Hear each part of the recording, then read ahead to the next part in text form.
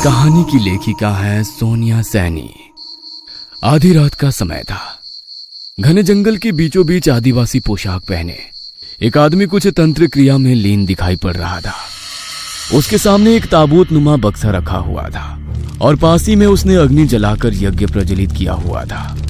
उस आदमी के गले में नरमुंड की माला थी।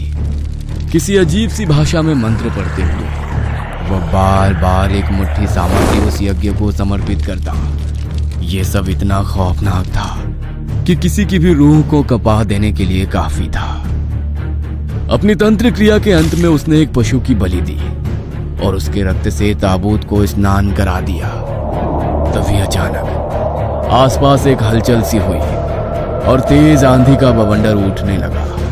आसपास के जंगलों के सियार एक सुर में रोने लगते हैं और आसमान में एक जोरदार बिजली कड़कती है। उसके साथ ही वो तंत्र करता हुआ आदमी उठकर जोर जोर से हंसने लगता है। रात के तकरीबन 8 बजे का समय था। 6 घंटे का लंबा सफर करके 20 लोगों की टीम अंडमान के घने जंगल के बीचों बीच पहुंच चुकी थी। यह जंगल 3 तरफ से समुद्र से घिरा हुआ था और आसपास में बस 1-2 छोटे छोटे गांवों के अलावा कहीं कुछ नजर नहीं आ रहा था। आर्कियोलॉजिकल डिपार्टमेंट के अनुसार यही वो लोकेशन है जहां पर कोयला होने की बात सामने आई है। हम लोगों को इस जंगल को साफ करके खुदाई का काम शुरू करना है। बॉस, अब तो अंधेरा हो रहा है। फिलहाल तो हम लोग ना कहीं आसपास सही सी जगह देखकर अपना कैंप लगा लेते हैं।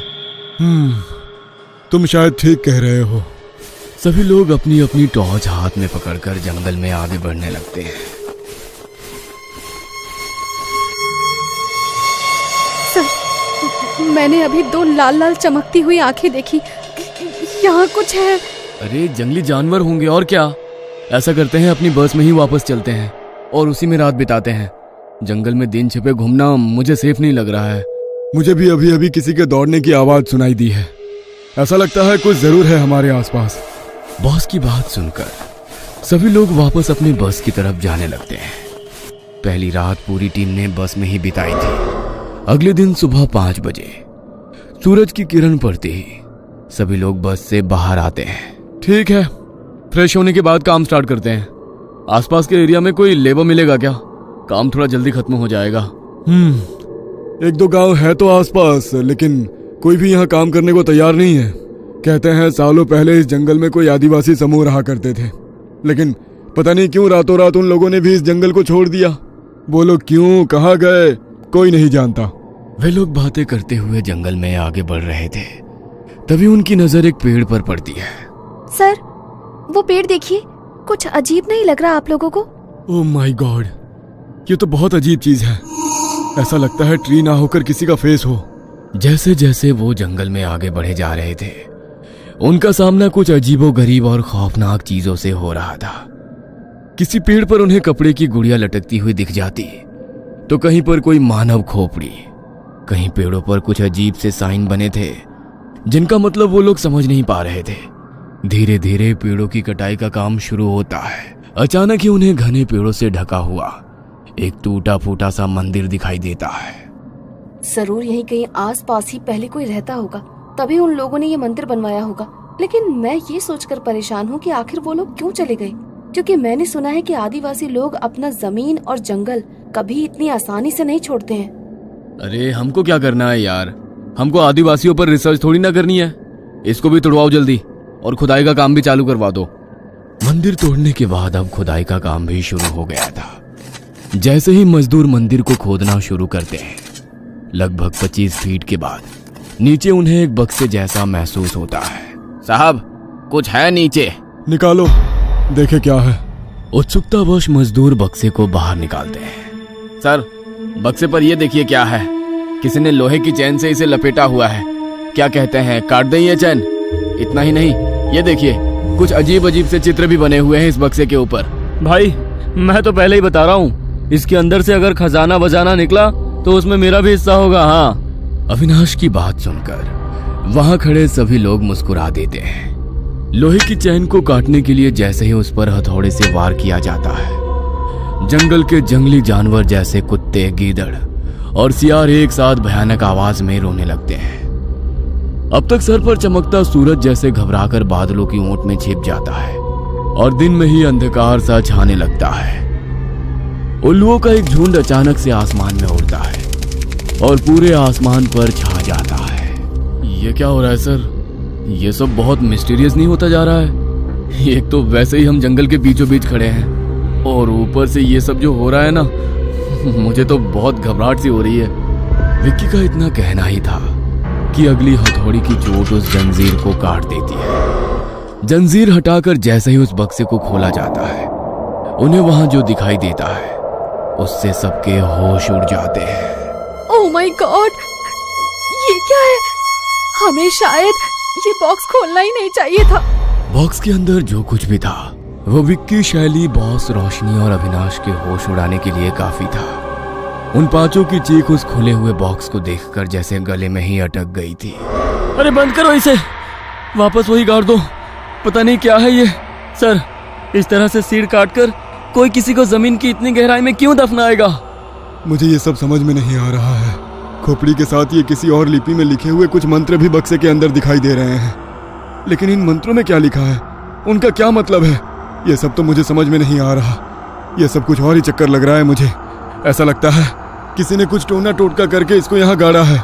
तुम लोगों ने महसूस किया इसके अंदर जो अजीब अजीब से चित्र बने हुए हैं ना, ऐसे ही चित्र पेड़ों की तनों पर भी बने हुए थे। इन सब का आपस में कुछ ना कुछ कनेक्शन है। सर, क्या करना है इस बॉक्स का? ऐसा करो, उठाकर ले चलो, आर्कियोलॉजिकल डिपार्टमेंट को दे देंगे, उनके कुछ काम आए तो।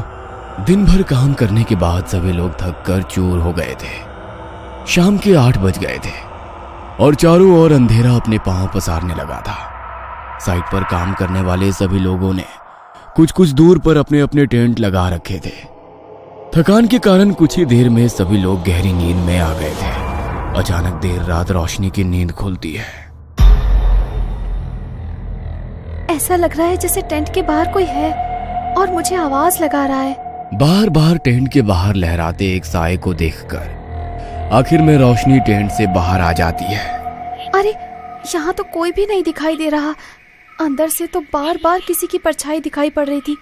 कहीं शैली तो नहीं आई थी मुझे बुलाने और मेरे जवाब ना देने पर लौट गई हो? कहीं किसी मुसीबत में तो नहीं है? ऐसा सोचकर रोशनी थोड़ी दूर पर लगे शैली के टेंट की ओर जाने लगती है। अचानक से उसे अपने पीछे से किसी के कदमों की आहट सुनाई देने लगती है। रोशनी चौंक कर पीछे देखती है, लेकिन पीछे कोई नहीं था। पसीने की बूंदें अब उसके माथे पर नजर आने लगी थी। वह तेज कदमों से शैली के टेंट की ओर बढ़ती है। तभी उसे पत्तों पर चलने की किसी के कदमों की आवाज और तेजी से सुनाई देने लगती है। रोशनी एक बार फिर से मुड़कर देखती है तो उसे अपने पीछे एक साया सा नजर आता है।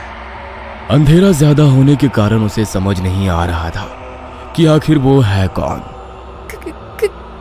कौन हो तुम? क्या चाहिए? मेरे पीछे पीछे क्यों आ रहे हो?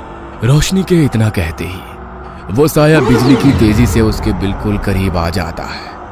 रोशनी के चेहरे के पास पहुंचकर वो अपनी हुड्डी सर से हटाता है तो वो देखती है कि वहां पर किसी इंसान का सिर्फ धड़ खड़ा था। उसके शरीर पर से सर गायब था और गर्दन से लगातार खून बह रहा था।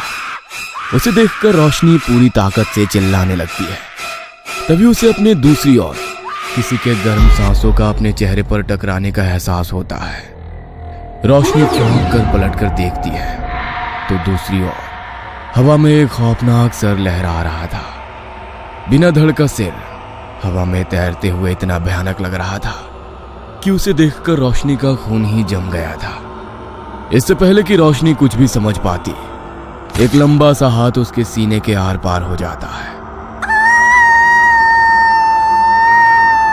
रोशनी की दिल दहला देने वाली चीख पूरे जंगल में गूंजती है और वो वहीं गिर पड़ती है। अगले ही पल पेड़ की लंबी जटाएं उसके पैरों में उलझती है और वो एक ऊंचे पेड़ पर उल्टी लटक जाती है। रोशनी की चीख इतनी खौफनाक थी कि लगभग सभी उस चीख को सुनकर अपने अपने टेंट से बाहर आ गए थे। ये किसके चीखने की आवाज थी? कुछ तो बहुत खतरनाक हुआ है अभी अभी। सब अपने आसपास देखो, सब लोग सही सलामत है ना? हम में से कोई मिसिंग तो नहीं है? सर, रोशनी नहीं है। सब लोग टॉर्च लेकर ग्रुप में अलग अलग दिशाओं में जाओ। हम जल्दी ही रोशनी को ढूंढ लेंगे, कुछ नहीं होने देंगे उसे। तीन लोगों के ग्रुप में सभी रोशनी को ढूंढने निकल पड़ते हैं। अचानक ही एक पेड़ पर से कुछ टपकता हुआ विक्की के ऊपर गिरता है। विक्की टॉर्च से पेड़ के ऊपर देखता है तो उसकी चीख निकल जाती है। रोशनी पेड़ की शाखा से उल्टी लटकी हुई थी और उसके शरीर से खून ऊपर से टपक कर नीचे गिर रहा था। रोशनी की मौत से पूरी टीम गहरे सदमे में थी। अब तो कोई भी अपने टेंट में वापस जाने को तैयार ही नहीं था। किसी तरह आग के आसपास बैठकर रात बिताने के बाद अगली सुबह सभी के लिए बहुत तकलीफदेह थी। हम लोग इधर नहीं रुकेंगे सर। जॉब जाती है तो जाए, क्या फायदा ऐसी जॉब का। हमारी सिक्योरिटी के लिए सरकार ने कोई इंतजाम नहीं किया है। लेकिन ये एरिया तो फॉरेस्ट टीम की तरफ से सेफ मार्क किया हुआ है। इस तरफ कोई भी खतरनाक जानवर नहीं है और कोई जानवर इस तरह मारकर उल्टा नहीं लटका सकता। ये कुछ और ही है। सभी लोग बातें कर ही रहे थे कि एक बार फिर उन्हें ऐसा लगता है जैसे कोई आसपास छिपकर उनकी बातें सुन रहा है। ए, कौन है उधर? बॉस के इतना कहते ही कोई वहां से निकलकर भागने लगता है, जिसे विक्की और अविनाश दौड़कर पकड़ लेते हैं। कौन है तू? यहाँ क्या कर रहा था? तो तूने ही रोशनी को मारा? ये तो कोई आदिवासी लग रहा है। बोलो, यहाँ क्या कर रहे थे? यह जंगल घर था हमारा, लेकिन हमें उसे छोड़ना पड़ा। 15 साल हो गए हम सब यहाँ नहीं रहते, लेकिन जब पता चला आप लोग यहाँ पर कोयला खोदने आने वाले हो तो मुझसे रहा नहीं गया और मैं देखने आया कि आप लोग ठीक तो हो ना। क्यों? हमें क्या होगा? साफ साफ बोल, ये बता, रोशनी को क्यों मारा? मैं क्यों मारूंगा उसे? लेकिन अगर सच पता चलेगा तो तुम सबके होश उड़ जाएंगे। यहाँ आकर बहुत बड़ी गलती कर दी तुमने। अब कोई नहीं बचेगा। इस जंगल में एक सरकटा रहता है, बहुत भयानक है वो, किसी को नहीं छोड़ता। हर रात रक्त से स्नान करता है। हमारा पूरा कबीला उसकी दहशत से बरसों तक जिया है। ये पेड़ों पर बने हुए चिन्ह देख रहे हो? उससे बचने के लिए ही हमने ये मंत्र तंत्र किया था। हमारे कबीले के एक तांत्रिक ने उससे बचने के लिए जो भी उपाय बताए हमने वो सब किए थे ताकि वो हमारे आसपास ना आ सके। लेकिन फिर भी कोई ना कोई उसकी पकड़ में आ ही जाता था। उसका प्रिय शिकार होती है नरम शरीर वाली औरतें। लेकिन ऐसा मत समझना कि मर्द बच जाएंगे। हमारे कबीले में हम अपनी वन देवी की सेवा करने वाली पुजारन को भी देवी के समान पूजते हैं। एक रोज वो देवी मंदिर में पूजा कर रही थी। उनके हाथ में देवी माँ की तलवार थी। तभी उन्होंने कबीले की एक लड़की की चीख सुनी। चीख सुनकर वो भी उसी ओर दौड़ पड़ी। इससे पहले कि सरकटा उस लड़की का शिकार करता, उन्होंने तलवार से उसके शरीर पर वार कर दिया। शायद वो देवी की तलवार की शक्ति थी कि उसके वार से सरकटा का शरीर निठाल होकर एक तरफ गिर गया। उन्होंने उस सरकटे पर एक के बाद एक कई बार वार किए और उस लड़की को लेकर जल्दी से उसके माँ बाप के पास पहुंच गई। इतने में कबीले के लोग भी वहां जमा हो गए। इतनी आसानी से इसका अंत नहीं होगा। यह कुछ देर में फिर उठकर खड़ा हो जाएगा। इसके सर को इसके धड़ से अलग करना होगा ताकि यह फिर से अपना शरीर वापस ना पा सके। तांत्रिक की मदद से उस दुष्ट के सर को एक मंत्र विधि के द्वारा ताबूत में बंद करके जंजीरों में जकड़कर मंदिर के नीचे दफना दिया गया और उसका धड़ अलग स्थान पर दफनाया गया। दोनों ताबूतों को मंत्रों की शक्ति से बांधा गया ताकि वह वापस बाहर ना आ सके। इतना होने के बाद भी उस सरकटे के अभिशाप से हमारे कबीले को मुक्ति नहीं मिली। पूरे कबीले में भयंकर महामारी फैल गई। लोग मरने लगे। पीने का पानी भी दूषित हो गया। कबीले के लोग इस जगह को अभिशापित मानने लगे और फिर ये जंगल छोड़कर चले गए। तो क्या ये जगह सच में शापित है? हाँ, आपने उसे बाहर निकालकर अच्छा नहीं किया। वो वापस आ गया है। अब उसे रोकना बहुत मुश्किल हो जाएगा। क्या बॉस, आप भी उसकी बातों पर यकीन कर रहे हैं? भूत प्रेत कुछ नहीं होता। मुझे तो लगता है इसने ही मर्डर किया है रोशनी का। सभी लोग उस लड़की की कहानी सुन रहे थे कि तभी उन्हें फिर से किसी की चीख सुनाई देती है। कोई जंगल की तरफ गया था क्या? हाँ सर, वो शैली मैडम को बाथरूम जाना था तो वो थोड़ा सुनसान जंगल की तरफ गई है। शिट, जल्दी चलो। ये लड़का सच बोल रहा है। शैली की जान को खतरा है। आप कुछ नहीं कर पाएंगे साहिब। वो ले गया होगा मैडम को। उनको छोड़ो, अपनी जान बचाकर निकल जाओ यहाँ से। ठीक है, मैं हेडक्वार्टर कॉल कर देता हूँ। चलो सब लोग बस में बैठो। बॉस अपना फोन बार बार ट्राई करते हैं लेकिन उनका फोन नेटवर्क एरिया में ही नहीं था। सभी अपने फोन चेक करते हैं लेकिन किसी का फोन काम नहीं कर रहा था। छोड़ो फोन को, सब लोग बस की तरफ चलो। वे सभी लपक कर बस की ओर जाते हैं और ड्राइवर बस स्टार्ट करता है। बस धीरे धीरे आगे बढ़ रही थी। तभी बस के शीशे के बाहर विक्की को हवा में तैरता हुआ वही खौफनाक सर दिखाई देता है और देखते ही देखते एक लंबा सा हाथ आकर विक्की को चलती बस से बाहर खींच लेता है और जमीन में ले जाकर पटक देता है, जिससे विक्की के सर से खून का फुवारा छूट पड़ता है और उसी पल उसकी मौत हो जाती है। ड्राइवर, बस को पूरी स्पीड में भगाओ, कोई भी सामने आए रुकना नहीं। ड्राइवर बस को स्टार्ट करने की बहुत कोशिश करता है, लेकिन बस आगे बढ़ने का नाम ही नहीं ले रही थी। सर, पता नहीं क्या हो रहा है, बस स्टार्ट ही नहीं हो रही। हम सब मारे जाएंगे, कोई नहीं बचेगा। आप लोग यहाँ रुककर अपनी मौत का इंतजार करते रहो, मैं जा रही हूँ। रूबी बस से उतरकर भागने लगती है। रूबी को रोकने के लिए दो लोग उसके पीछे भागते हैं। अचानक ही एक बड़े से पत्थर से टकराकर वो दोनों गिर पड़ते हैं और रूबी दौड़ते हुए आगे निकल जाती है। क्यों मेरे पीछे आ रहे हो? जाओ तुम लोग, मैं अब तुम्हारे साथ नहीं आऊंगी। किसी गांव में जाकर मदद मांग लूंगी, मुझे जिंदा रहना है। इतना कहकर रूबी पलटकर देखती है तो उसकी चीख निकल जाती है। उसके ठीक पीछे सरकटा खड़ा हुआ था। सरकटा का लंबा सा हाथ आकर उसकी गर्दन में रस्सी की तरह लिपट जाता है और रूबी वहीं दम तोड़ देती है। रूबी की लाश के कुछ ही दूर पर उन दोनों की भी लाश पेड़ से उल्टी लटकी थी, जो रूबी के पीछे भागे थे। रूबी की चीख सुनकर बचे हुए लोगों में भी भगदड़ मच जाती है और अपनी जान बचाने को वो जंगल में इधर उधर दौड़ पड़ते हैं। अपनी जान बचाने की नाकाम कोशिश के बीच एक एक करके सभी सरकटे का शिकार हो जाते हैं और पूरा जंगल खौफनाक चीखों से गूंज उठता है। दूसरी ओर हमारा जंगल तबाह करने का भुगतान तो करना ही पड़ेगा ना।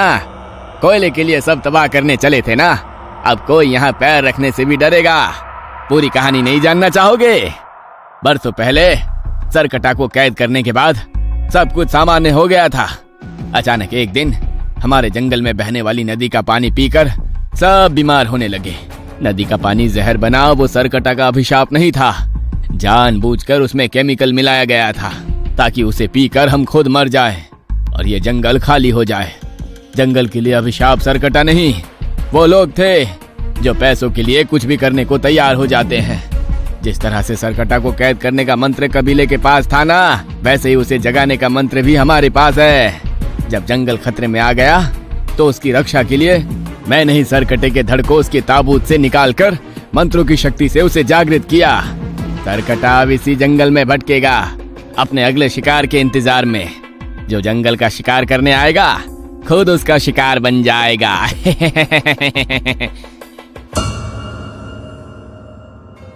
ये कहानी आपको अच्छी लगी हो तो हमें सब्सक्राइब करें, हमारा इंस्टाग्राम और फेसबुक पेज जरूर फॉलो करें।